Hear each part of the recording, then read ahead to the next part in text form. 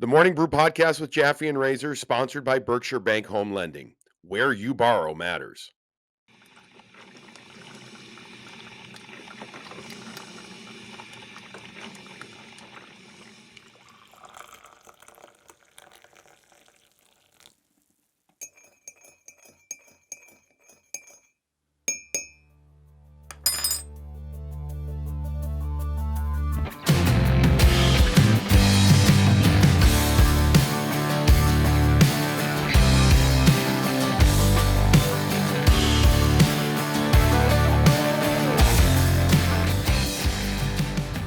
Well, this is the perfect example of they don't ask you how, just how many, pretty much, as the Boston Bruins find a way to win. The last game of this, it's not a continuous road trip, but we'll call it this big road trip with one game at home. 2-1-1 record in the last 4 games. They beat the Ottawa Senators 3-2 in overtime on a David Pastrnak, holy shit, hammer slap shot off the post and in. We welcome you into Morning Brew with Jaffe and Razor.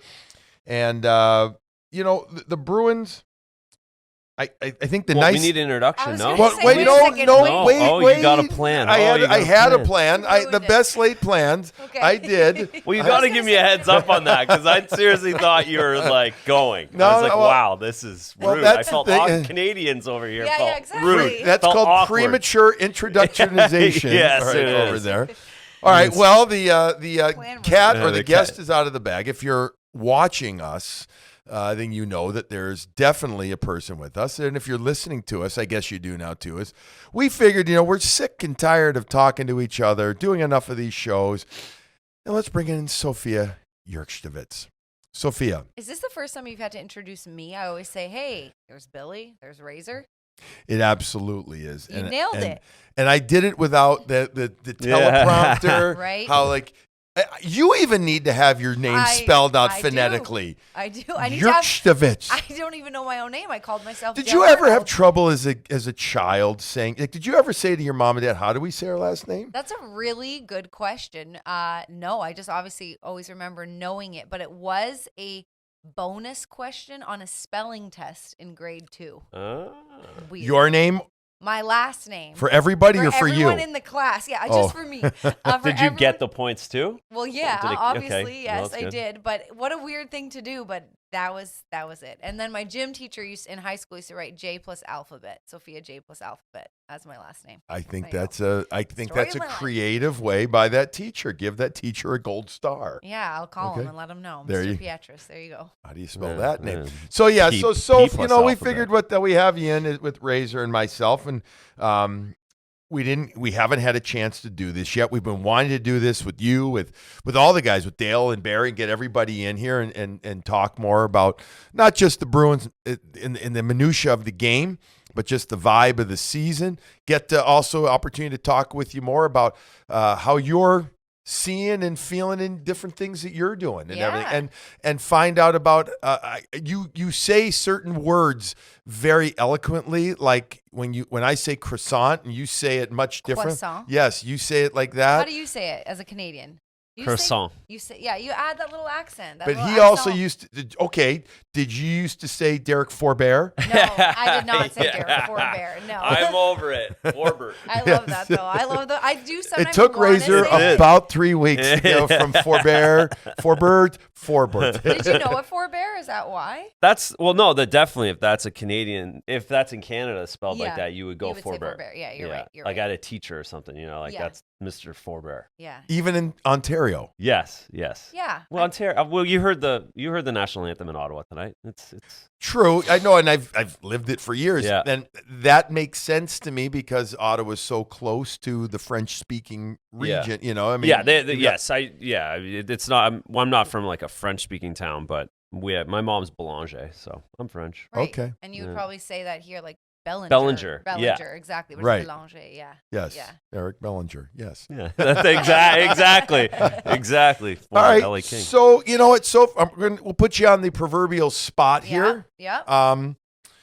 What's your take on the Bruins so far? We're a little past halfway point in the season.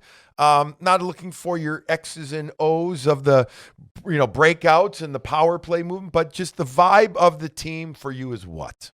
before I get into that, I just want to say I'm shocked you guys have had me on as a guest because I butcher your promos on our show every single time. I think 3 times I've said, just like any other podcast. Yes. When the line is not like any other podcast, I screw it up. Do you notice we took that line out there? Yeah, because I'm always saying like they break it down just like everybody else when it's not. Well, we do. This is pretty much a half-assed podcast talking about, a hockey team. Sorry, my official apologies to you both. But no, great question. I've only been with the team, and I'm not part of the team, but when I traveled with the team and covering the team since 2019, since after that Stanley Cup loss there, and when I joined the team, I gotta say the rumors about what players say when they come, about how great the guys are, how great the room is. I've covered the Leafs for many years, covered away teams, is very true. Like just the culture and all those cliche things is so true. And it does feel as though, even though my access has been changed since COVID, I'm not in the locker rooms, but you're a little bit around, warrior around the guys a little bit more. It does feel a little different. And my assessment of this team is, and not to sound too cliche, is that they don't really have an identity. They're not the Bruins and when in 2019, I feel like they'd be down 2 goals. And especially when they were on the power play, you just knew they were going to score. There was just this like innate confidence in them and in the way they played that like, hey, they might have a bad game or 2, but then they're going to bounce back with like 6 or 7 great games. And that doesn't happen anymore. It feels like the wins in January, that was that nice streak. It's like, okay, they're coming back. They're finding the Bruins of the past. But the truth is, with the personnel change, they're not the Bruins of the past. They've seen some changes. Some of the guys have gotten older. The biggest changes, like Tuukka Rask, he's not with the team. He's retired. Bergie's in his last year. And it feels a little different, and to be honest with you, a little bit that confidence of like, don't worry, they're gonna get it done. They'll figure it out when they used to go through slumps. For me, isn't there. I don't know if they will figure it out. Razor, this team was in many ways, I think, called out by their coach after last game.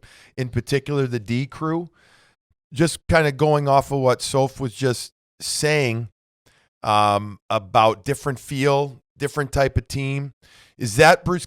By the way, if you hadn't heard what Butch Cassidy or Bruce said, he said we need more pricks back there, meaning to the back end, to the guys playing tougher, more physical, a little nastier, making life a lot more miserable for guys getting to the front of the net area. Is that a real indicator of? I mean, is that the biggest difference with this team? Is that they don't have that element of nasty? They don't have enough prickness on their team, or is there more? Well, I think it's some of that. I also think, to Soph's point, that and we've talked about it, the identity and what they are and what some of these players are and what they aren't. What they aren't. But and Bruce Cassidy's trying to find, okay, what do they need? What do they need? And all of those, there's still a lot of those questions where and we talk about what pieces they need, or who needs to step up, but I think they're a little unsure of that, and I think this is a way of Bruce Cassidy pushing the button. They need more back there. We've talked about it. They need something on the back end, and they need to be bigger and more physical, and maybe this is their way to get a little bit closer to that, is by calling them out and needing more pricks on the back end and trying to find an identity from the defense. Okay, so I've been in a college locker room. I've been in other locker rooms. If I had a coach that had said, to the media and then even to the team, but especially publicly, like, we need more pricks back there. Mm-hmm. We do. How would the guys? How would a team take that, Razor, in the room? I would assume when I was around. I mean, times have changed a little bit. That's a shot. That for me, that's a shot. I think that's and not necessarily enjoyed by the players. I think that's one where you're like, it's kind of personal, calling us not tough enough, calling us not hard, hard There's enough. There's a word that he's really referring to, isn't he? Does it rhyme with prick? No. Oh. That's why we have Sophia on the show. Ladies and gentlemen, right there. That's right.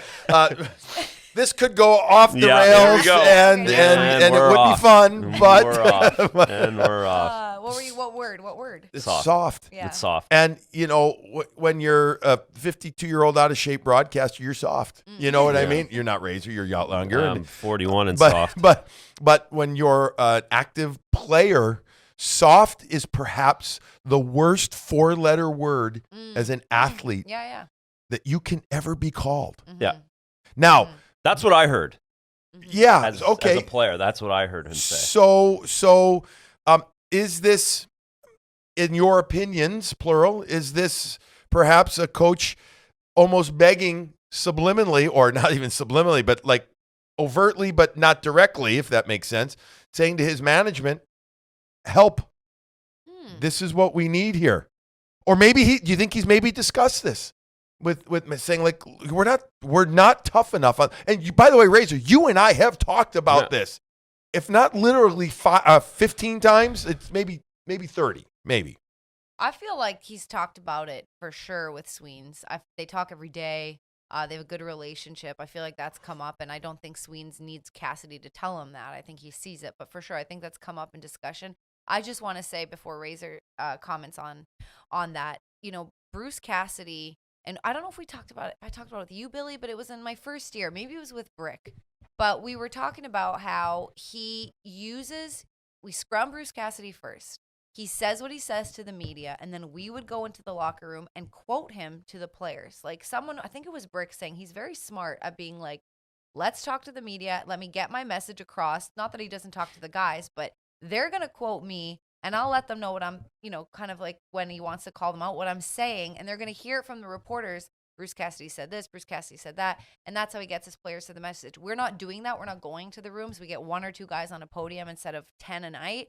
And that was his way, I think, of letting the media write the headline and having his players hear it and just feel that. So I feel like that was the call out. But I'll let you answer, I guess, Billy's question about have they talked about it? What was the point of that whole quote?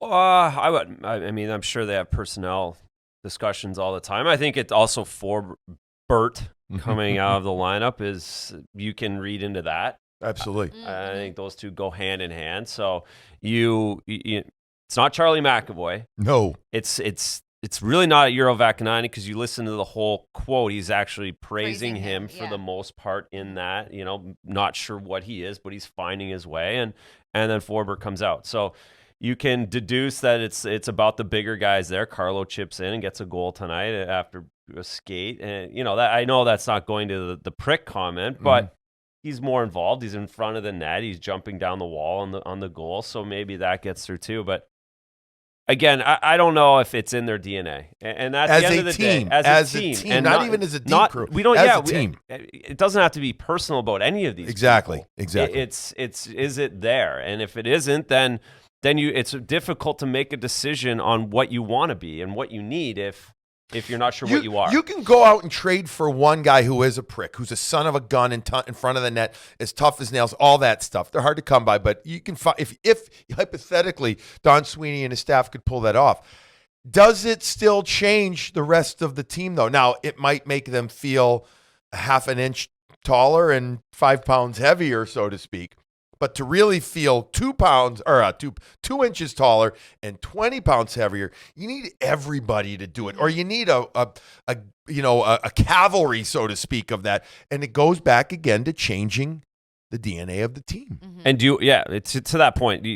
You add a tenority to your defense crew like they did last year. Right. And he can fight Tom Wilson. He has a good couple games, but it's not putting you over the top. No, it doesn't change anything. It's a momentary type of thing. It's not a regular thing. Is this why, and this is a serious question, we know regardless he would play this way. He spoke about it, Brad Marchand.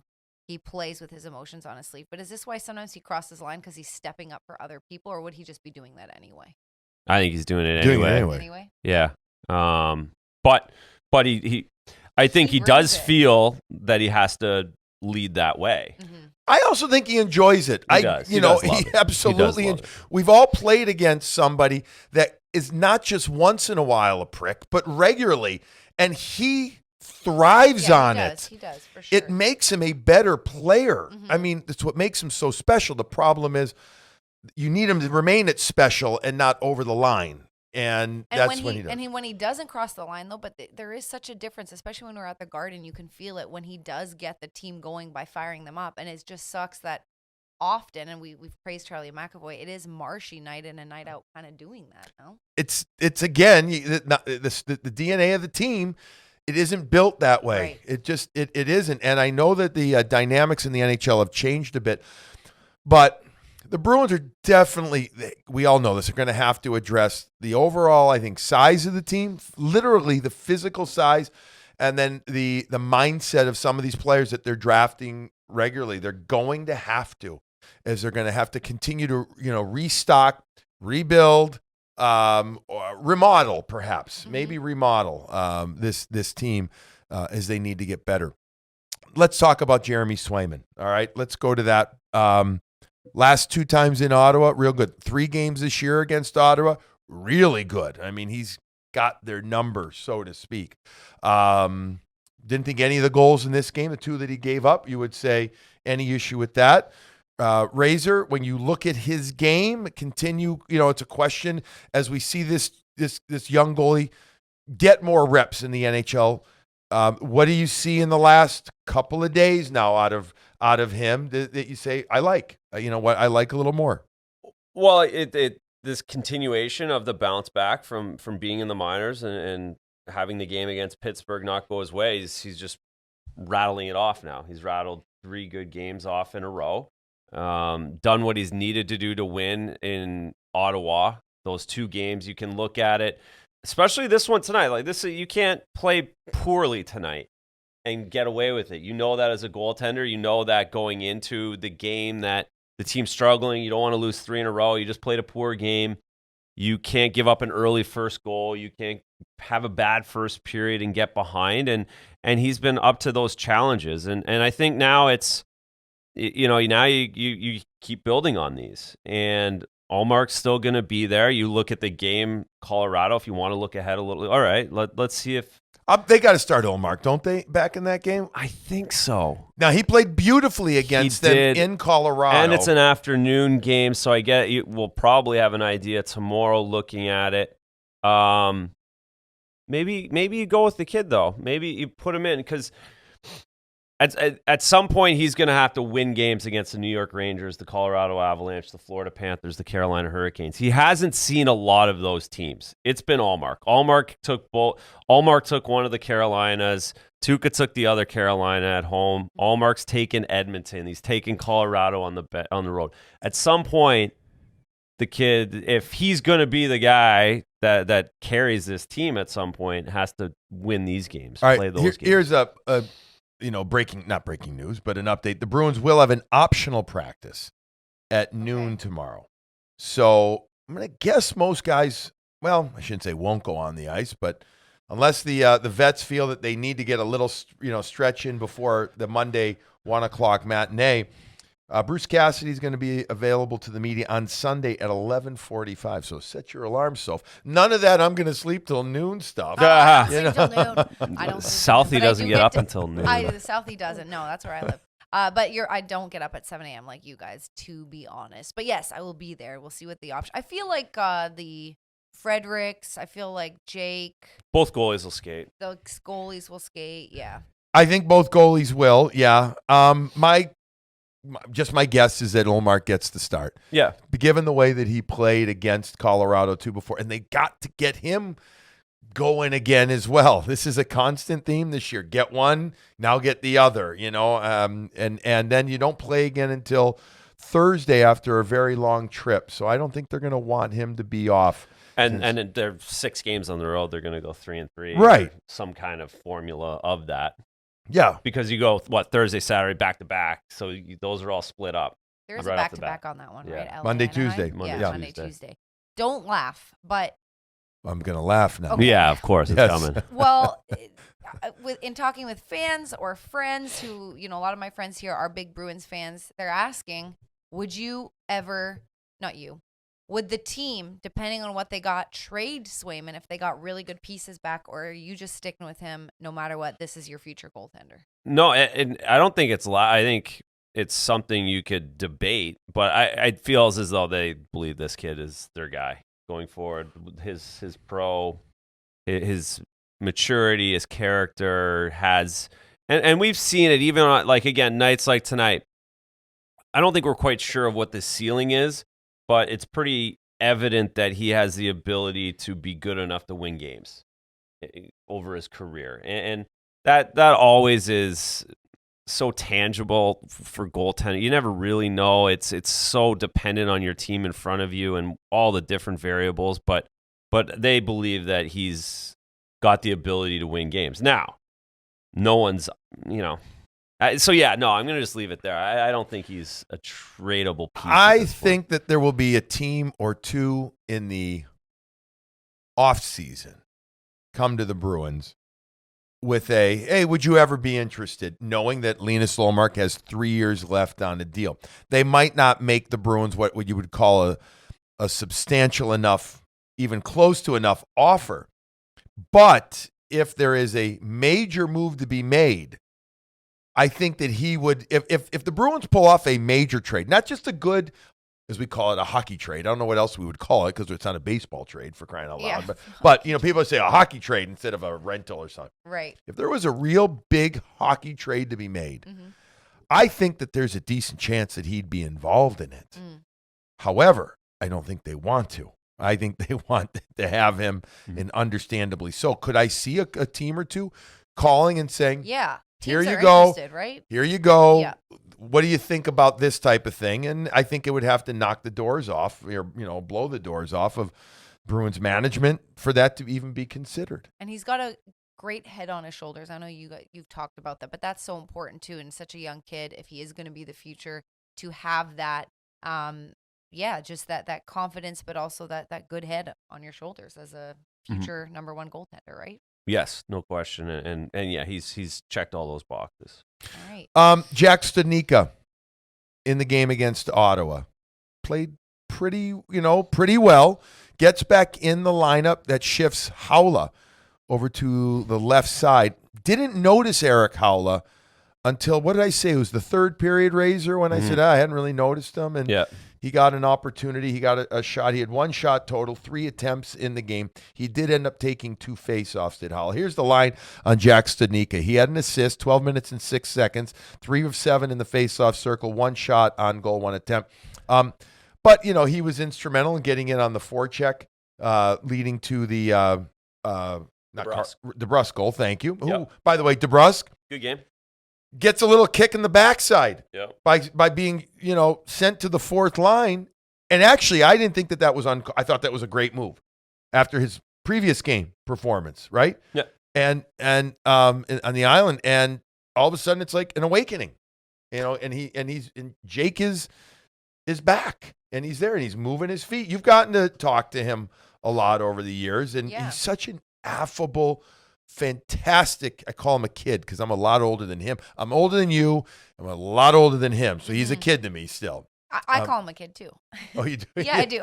I do. I love him. I think I'm, 10 years old or something like that. But no, he is. He's such a lovable, affable, great guy, great kid. And I haven't actually talked to him since the whole, trade thing became public. He hasn't spoken with the media. And I, if this was at home and he got that goal, we would have asked him for a walk-off, but haven't had that opportunity. So I haven't actually talked to him. But Bruce Cassidy did say, I did ask Butchie, 4 games ago or days ago, just about the kind of check-in with Jake. It was a bit of an awkward moment. Fans found out that he requested that trade, but since then, which, by the way, had been out with earlier. The team. Yeah, the team much earlier. Knew that. Over exactly. But that he played pretty well. After that, he did, right? He played pretty well, kind of did his job, put his head down, and then he had that slump recently. He wasn't the best, but he was putting up numbers and doing okay. He was doing all right. No, it's been Jake. Yeah. Real moments, some really, you're right, after the thing came out, some good moments of goodness. How's that for description? But then he goes kind of invisible and MIA, maybe, and then he comes back. Anyways, I liked his game on Saturday night. I thought he was noticeable. Razor, I want to ask you about Craig Smith. Not just, we already talked the other day about this guy's struggling, but is there somebody you can remember, teammate of yours, that pretty good goal scorer that would go through a streak, or did go through a streak, that would do something wacky, that did something, snap him out of it? Yeah, I mean, like, did he go all like Major League? What was the character that had the stuff in the locker? Joe Boo. Yeah, Joe Boo. Or talk to you about it, or somebody. I mean, Craig Smith seems like And again, I don't really know him. I've never had a really chance to sit and talk to him, even though I've covered him for a long time. I know he's a good dude. I mean, he seems mellow, but I can't tell you if he really is. I can't tell you. Of course, it's bothering him. He wants to score. That's what he earned his way in the NHL on being a 20-goal scorer 5 times. Yeah, it's a big So deal. this has got to be really eating at him. So sometimes they do different things, guys do. You ever have a guy come talk to you about it or anything? Well, no, a lot of times it's just a matter of, these guys take thousands of shots after practice and they want the goalie in there, whether it's one day it's one-timers and then they miss a chance from 5 feet the next day and they want to work from 5 feet away. And then they want to work breakaways because they missed a breakaway. So a lot of times guys that have been around a long time, it's a matter of, I haven't scored every single chance I get the night before. I'm working on the next day and I'm going to just pound it into the ground until it works, until it fixes, until it breaks, until it goes the other way for me. And he's shooter. He shoots the puck. That's how he scores goals too. It's not there's nothing magical about what he does. It's nothing special. It's just a energy hard shot guy. And so I would imagine he's taken dozens of shots, top of the circles in just from all over, and it's not working right now. And it's making it harder for this entire team. You look at, we just talked about how big of a slump David Pasternak's been in, but he's scored 6 of the last 12 goals for the Bruins over the last 7 games. Mm-hmm. That's where the Bruins state is that David Pastrnak has been in a slump, and everyone's talked about David Pastrnak not playing well, but he scored 50% of the goals for this team in 7 games. That's 10% of the season. Yeah. Yeah. He scored 50% of the goals. Yeah. That's where this team is right now. And that's what's frustrating. And listen, it's no more frustrating than a guy like Craig Smith because he knows why he's here, and it's for this exact reason, secondary scoring. That's how he got his contract, is 3 years, $9 million to come here to be a 20-goal scorer. Right, and that's what everyone was talking about when he did. He was supposed to be playing with Charlie Coyle at the beginning there in his first year, and everyone was asking Charlie, "You going to pass to Craig? He's such a shooter. He's such a shooter." My question for you guys is you have better eyes on this, but we talk about David Pastrnak when he goes through his slumps and how he like the body language, but also just looks a little off. The stick would break, the shot's a little too late or too early or whatever. Just kind of what we're seeing on the ice when he is in a slump. Is it looks off? Does Craig Smith look off, or does he look good? It's just not going in. For me, he doesn't look off. For me, he looks the same, and that's his ability. That's. Listen, if he had bad body language, if he had bad energy, he can find his way out of the lineup. But David Pastrnak can't. He knows that he'll end up out of the lineup if he doesn't have good body energy, if he doesn't have his legs going. Right. That's what Craig Smith understands. So so yes, that could happen, but it won't in Craig Smith's because he understands he can't do that. Otherwise, he will be on the 9th floor. But I guess, sorry, I wasn't clear, but with timing, with Pasta, it's I can't find the word for it. There's like an intangible word, but it just looked like it was 1 second off. Do you know what I mean? With Craig, do you see that, or do you see that it's like a legitimate chance is just not going in? Yeah, I think it's just not. He's just not getting to a spot, or it's just not going as well. It's a confidence thing. It turns out. Well, he had 4 shots in the first period in the game against Ottawa, right? Yeah. He ended up with 4 in the game. He had 2 good chances, right? Yeah. I mean, do those normally go in? I guess they used to more often than not. Right now, he's probably saying to himself, what the F do I have to do to get one? Mm-hmm. What do I have to? Are you shitting me right now? But he's going. So, no, I'm not seeing him shooting from a different way, a different technique. I'm not seeing anything of the shoulders being down. If it is, he's masking it. Mm-hmm. I mean, I believe, if I remember correctly, he had 18 shots on goal in the previous 5 coming into this game against Ottawa. So if you add 4, 22, I suck at math, but that would be 22 and 6. So lately he's at least, he's touching the puck, One is going to go in off of somebody's ass or off their leg or off 3 different legs and into the net, and he's going to be like, are you kidding me? I scored that goal? That's just how it works. It's amazing that that's how it works. Or I go back to how David Pastrnak at the beginning of January got out of his funk. He drove from the left wall to the front of the net against the New Jersey Devils, not once but twice had to do it, battled, roofed it on the goaltender Blackwood, and all of a sudden it was like Hoover Dam. Yeah.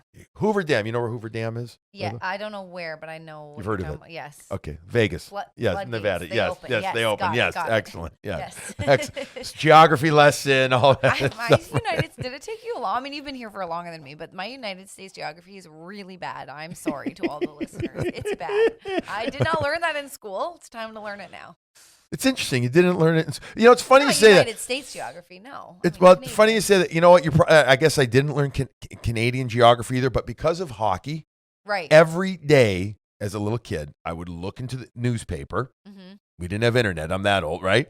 And I would read about teams from around the league, and as it became more and more, I'd want to know where they are. So that's how I learned geography. But it's funny. It's interesting you say that because I remember, especially when I was with the Atlanta Thrashers, their organization, and I would say to people, "Oh yeah, we're going to Calgary," or they would call it Calgary. Going to Calgary, or we're heading up to Ottawa. And I remember one guy, I think it was Ottawa, said, "Where's Ottawa?" I mean, I'm like, "What do you mean? It's north. It's just above, near Toronto." It's and yeah, I didn't know that. Yeah, no clue. Yeah, I'm not surprised. I'm learning. Okay, well, it's just outside of Vegas. Big thing. A lot of water flows over and it opens up. Yes. Less water now. Less water now. That's true. Let's. You know what? Listen, I want to, as we wrap up this game. Okay, look, Bruins win 2-1 in their last 4. Razor, it's and that's at the end of that's what's funny too, though, right? There's so many teams that would love to be 2-1-1.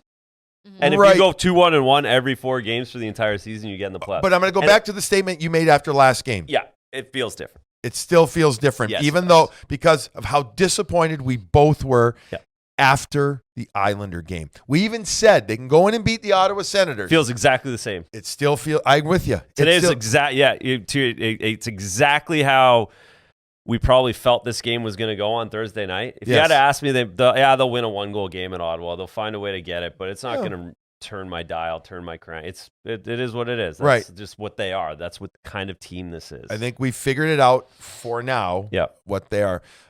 Yes. So I was just going to say, if they won versus the Rangers in that crazy shootout, and they were 3-1-0, would you feel the same way?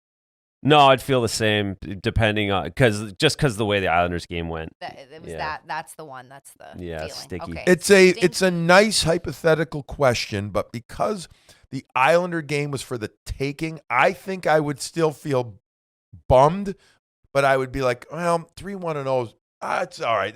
That's better. I mean, the Ranger game. It was a good game. It was exciting. It was a good game, but fun. I wouldn't still be like, yeah, 3-1-0. I'd be like, Right. okay, 3-1-0. Right. I'm saying to myself, 2-1-1, but it should have been 3-1. If you want to do the hypothetical game, if they had lost in a shootout to the Islanders, 3-3 or 2-2, then it would be like, yeah, all right. But the way that third period went, so there you go. I'm just laughing because Jerry Seinfeld has a really good line about women. And he says, women, they're really smart. They love to figure everything out. And then when they figure everything out, they got to figure out the hypothetical. I just asked you guys a That's what you question. did. They got to ask about the hypothetical. Yes. I just did that. Yeah. Oh, yeah. It's true. what we do. It's what I do. Hypothetically speaking. Yes. All right. Now, let's just say I want to talk about, actually, it's a bad segue. I want to talk more about what Sophia is all about now. Okay, Get to know Sophia because fans have gotten to see you. And when I say get to know you in the last couple of years, there's been interaction, but to sit down and talk and to share about, what you're about, where you're from, etc. I don't know how many people really know. But before we get to that, Yes. okay, we told you that we had we have Berkshire Bank, who's the presenting sponsor, and we thank them all the time. Mm-hmm. But also, we are really excited about welcoming back Fazenda Coffee. And the Fazenda Coffee Roaster, the people over there, they're out of Dedham, are fantastic. Go to fazendacoffee.com, and they are Boston's roaster. They are a specialty roaster. I screwed that up. Sorry, Fazenda. I love you. If you use the code Morning Bru at checkout, you'll get 15% off. Ooh. They've got so many different roasts. They are so good. I mean, just from simple fazenda roast, or they have an Ethiopian, they've got a French roast. They've got so much stuff there. Go check out fazendacoffee.com. Use Morning Brew at checkout, and you'll save yourself 15% on your purchase. They are wonderful people. Razor and I are going to go over there one day to the roast area. It's a small place. I've been there once. You're going to go there. We'll pick out a roast or two that we like, and fresh beans, or we can get it ground. Anything you want. They sent out mugs for us last year too. Maybe we'll work in some mugs here or there with them. Oh, I love as mugs. well. You've got your mug. I have my Morning Brew mug. Yes. Yes, you do. I You haven't got put your it mug. into use yet, but I will.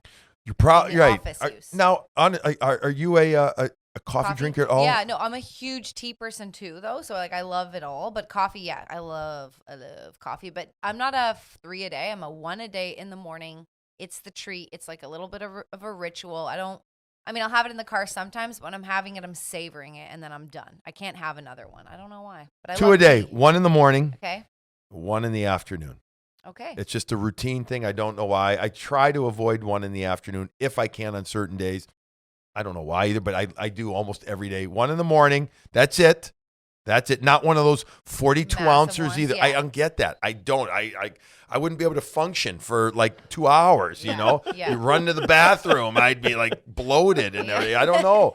It's just, but Same, like a little 8 to bit. 10 ounces is all I need. That's Yeah. it, of great, hot, fresh coffee, in particular Fazenda. So thank you to Fazenda. Go check them out.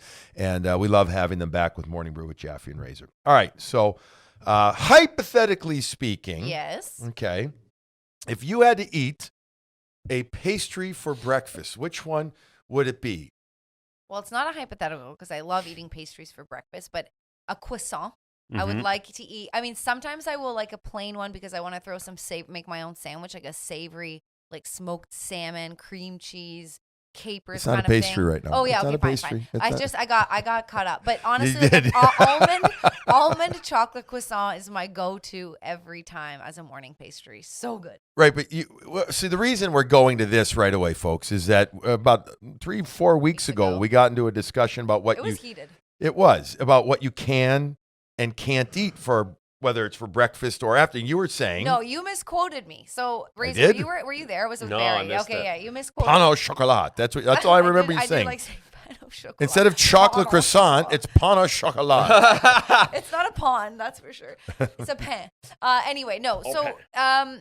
I said that what we characterize as breakfast foods in North America, Canada included, like cinnamon buns, like certain pastries, are actually desserts. I'm not saying that they're an after dinner kind of food because they are more morning types of food because they're flaky and whatever and warm and sticky, but it's not a breakfast food. Like people that eat that for breakfast, it's like you're eating a piece of cake for breakfast. Absolutely. You know what I mean? And I'm not going to get to health issues here, but I'm saying we're branding these things as breakfast foods when it's like when you're actually starting your day off with a piece of cake, which is what you're eating, that's not good every day. So that's what I was saying. Well, first of all, you don't do it every day. I'm with you. But Yeah. I've never really thought about, unless I'm desperate, ordering a chocolate croissant at like 4 o'clock in the afternoon. Now, I will eat a chocolate chip cookie Right. at 4 o'clock and devour it, or maybe Well, you'll four eat of that them. in breakfast And- too, though. You'll eat You know, a it's chocolate funny. chip cookie. I would, anytime. but I wouldn't. It's funny. No, I wouldn't eat. either. I would eat a croissant at a chocolate croissant, and I'm not even a huge chocolate croissant fan as much as I like sweets. Almond croissant. I love almond croissants. Oh, And I do like sticky buns, but I would never think of having a sticky bun after 11 o'clock, No, you're after right. brunch. It's I never not would. It's not a later food thing. I'm just saying that, like, I used to work at Starbucks as a teenager, and people would come in at 6 a.m. and they'd order a cinnamon bun and like a vanilla latte, which was like whatever, a ton of sugar, or a cookie, or we had croissants as well, chocolate croissants for breakfast. And I'm like, if you're having that 4 days a week for breakfast, your sugar is going crazy. Oh, It's yeah. not a Well, breakfast food. Right. I would agree with It's a you treat. on that. It's a treat, Yes. but our breakfast, I guess. Okay. So you're from Toronto originally. Correct. Your family, you are a first generation family. Your parents, both Poland. Correct. Right? Yes, they came here there in 1972. Yep. Okay.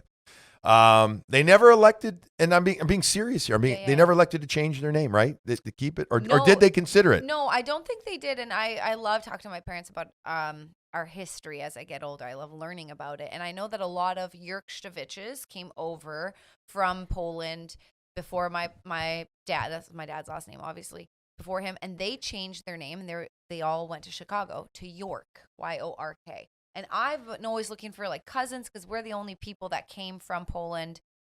It's just my brothers and sisters. There are no cousins, no aunts, no uncles. So in that generation, just us. And I've always missed having cousins. So I was always looking up, is there a Jurksztowicz?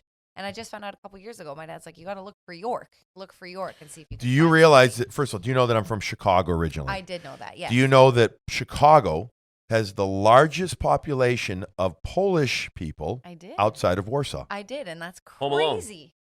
Is that a Home Alone That's thing? a Home Alone movie. Polka. Yeah. The polka guys Yes. take a driver home on the bus. Yes. Minivan, Oh. John Candy. I Throwing don't, them. rem- That's I don't remember John Hughes that. movie. There was many movies, by the way, that were filmed right in that area that's where I grew up, that area, within 10 minutes of And there. your wife's parents are Polish? No, wait. My wife's father Your wife's father's Polish. was, yes. Okay. Yes, Yeah. family. Because Yes. you know some Polish food. You've mentioned some before. Yes. I feel like Well, you know your that, stuff. that doesn't mean he knows. Yeah, that's he knows true. every Well, I know- single Every kind ethnic of food Yeah, that's possible. true. That's true. I know some. I know a lot of food in general. Yeah. All right. So your love of hockey came from what? My dad, I've told this story once before, but when I was young, my dad and mom, same parents, had 5 kids, and they had 3 boys and 2 girls. And hey, hockey's for everyone. We know that. Girls can like hockey, anyone can like hockey. But back in the day, and my sister's in her late 40s, it wasn't that, oriented towards girls. right. So my dad was always like, very weird, because his 3 boys didn't like hockey and he wanted them to, but his 2 girls loved it. My older sister loved it and I loved it. And he said that on Saturday nights for hockey night in Canada, big deal there, like Sunday football over here. He said I was allowed as a little kid to stay up, but I wouldn't go to bed unless I got to watch the hockey game with him. And often I would just fall asleep watching that 7:00 start, because I would fall asleep at like 9:30 watching the game. And there's a home video of me that we found recently that I had no idea existed, but I'm this stupid little bratty kid and sitting at my dad's office, and he's filming me with this like big camcorder back in the day. And I'm writing, I have pigtails and like a little dress on. And I'm writing notes. And my dad's like, are you ready? Are you ready? Are you ready? And I don't know what's going on when I'm watching this. I'm like, yeah, I'm ready. And I had a lisp back then. And so he's like stand in front of the TV, and I take my paper, and there's this tiny little standard definition television behind us, no like 72-inch like people have now. And I start reading highlights, and I'm 6 years old, honestly. And I'm like, hi, welcome to Hockey Night in Canada. I'm Sophia, and here are your highlights. And the highlights were like absolute BS. It's so funny. I was making up names and goals and stuff. And the guys that Eric Lindros was playing for the Oilers in my highlights. Like I was making stuff up, okay? But We know that definitely making up. He'd never Hey, go no, play there. no yeah, way, no, we Jose. know that. But I was No writing way. whatever name I knew, and then he shoots, he scores was every highlight. But I remember watching this recently with my parents, and I'm like, what the hell? Like I knew I wanted to be a broadcaster in high school, and my dad's like, no, you literally wanted to do this since you were 3 years old. Mm-hmm. And I didn't play though. Everyone asked, did you play? Played shinny. Played on ponds, I grew up skating. Like my parents would be get out of the house and don't come back till 6:00 with your brothers. And we'd always be skating and running around, but I never played organized hockey, which I wish I did, but my parents really couldn't afford it at the time. And There wasn't a that's lot of it. it though. Even There in wasn't. Canada, my sister never played. Like Right. there was no girls hockey in my town. Exactly. I'm 35. So at 30 years ago, it really wasn't that No. accessible. No. No. Right. When I was at Kent School, where I finished my high school up, so 1986, graduated in 87, was the first year they started a girls team. Yeah. And Mhm. so That's right. that's a long time ago. It's, that's when is. you were, so but it was novelty's not the right word. What's the word? It was different. It was different. It wasn't frowned upon by it. Actually, it was actually encouraged an awful lot at Kent. But it was, this is different. Yeah. This is new. Yeah. Is it going to be anything? And now obviously we know where it is now in the U.S. and Canada. Really quick, one of our producers here just came up to me and was telling me that Nesson's going to have a great feature. I can't wait to see it on the first all-women's hockey team in all of the U.S., and it was in Massachusetts.